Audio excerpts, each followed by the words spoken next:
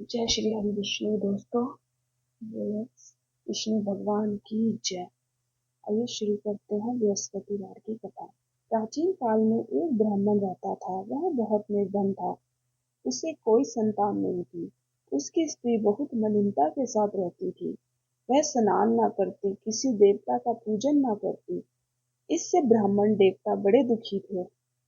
बेचारे बहुत कुछ कहते थे, किंतु उसका कुछ परिणाम न निकला। भगवान की कृपा से ब्राह्मण की स्त्री के कन्या रूपी रतन पैदा हुआ। कन्या बड़ी होने पर प्रातः स्नान करके विष्णु भगवान का जाप व बृहस्पतिवार का व्रत करने लगी। अपने पूजन पाठ को समाप्त करके विद्यालय जाती तो अपनी मुट्ठी में जो भर के ले जाती और पाठशाला के मार्ग में डालती जाती। तब ये जो स्वर्ण के जो जाते लौटते समय उनको बीन कर घर ले आती थी। एक दिन वह बालिका सूप में उस सोने के जौ को पटक कर साफ कर रही थी कि उसके पिता ने देख लिया और कहा, हे बेटी, सोने के जौ के लिए सोने का सूप होना चाहिए।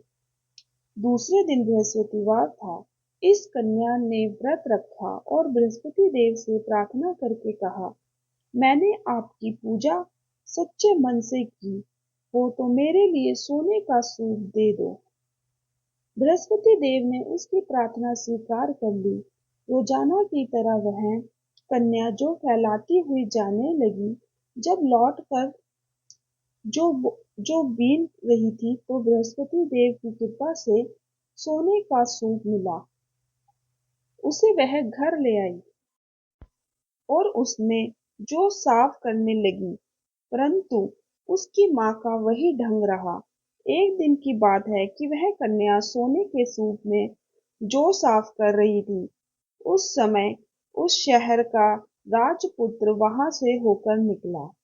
इस कन्या के रूप और कार्य को देखकर मोहित हो गया तथा अपने घर आकर भोजन तथा जल त्याग कर उदास होकर लेट गया।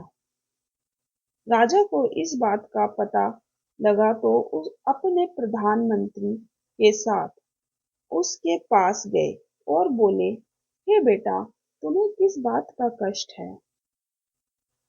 किसी ने अपमान किया है अथवा और कारण हो सो कहो। मैं वही कार्य करूंगा जिससे तुम्हें प्रसन्नता हो। अपने पिता की राजकुमार ने बातें सुनी तो वह बोला, मुझे आपकी कृपा से किसी बात का दुख नहीं है। किसी ने मेरा अपमान नहीं किया, मैं परंतु नहीं किया है, परंतु मैं उस लड़की से विवाह करना चाहता हूँ जो सोने के सूप में जो सौंफ साफ कर रही थी जो सोने के सूप में जो साफ कर रही थी। यह सुनकर राजा आश्चर्य में पड़ गया और बोला, हे बेटा, इस तरह की कन्या का पता तुम ही लगाओ, मैं उसके साथ तेरा विवाह अवश्य ही करवा दूंगा। राजकुमार ने उस लड़की के घर का पता बतलाया। तब मंत्री उस लड़की के घर गए और ब्राह्मण देवता को सभी हाल बतलाया।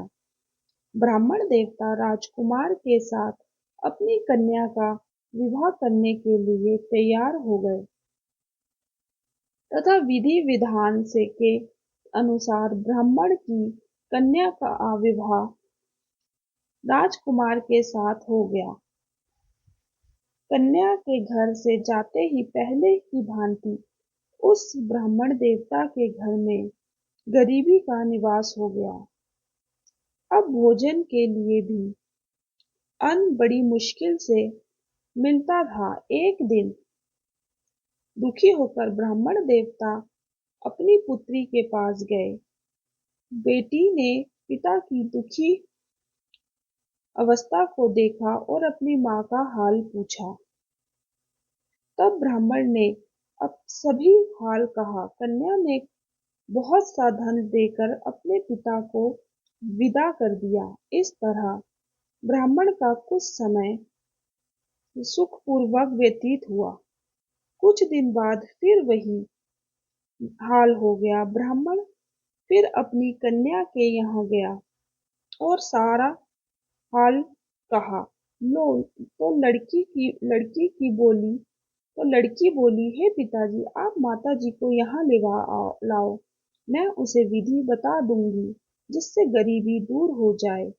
वह ब्राह्मण देवता अपनी स्त्री को साथ लेकर पहुंचे तो अपनी माँ को समझाने लगी, हे माँ, तुम प्रातःकाल प्रथम स्नान आदि करके विष्णु भगवान का पूजन करो तो सब दरिद्रता दूर हो जाएगी। परंतु उसकी मांग में एक भी उसकी माँ ने एक भी बात नहीं मानी और प्रातःकाल उठकर अपनी पुत्री के बच्चों की झूठन को खा लिया। इससे उसकी पुत्री को भी बहुत गुस्सा आया और एक रात को कोठरी से सभी सामान निकाल दिया और अपनी माँ को उसमें बंद कर दिया। प्रातःकाल उसे निकाला तथा स्नान आदि करके पाठ करवाया तो उसकी माँ की बुद्धि ठीक हो गई और फिर प्रत्येक बृहस्पतिवार को व्रत रखने लगी। इस व्रत के प्रभाव से उसके माँ बाप बहुत ही धनवान और पुत्रवान हो गए और बृहस्पति जी के प्रभाव से इस लोक के सुख भोग कर स्वर्ग को प्राप्त हुए। थैंक यू फॉर वॉचिंग दोस्तों। बोलो बृहस्पति भगवान की जय, विष्णु भगवान की जय।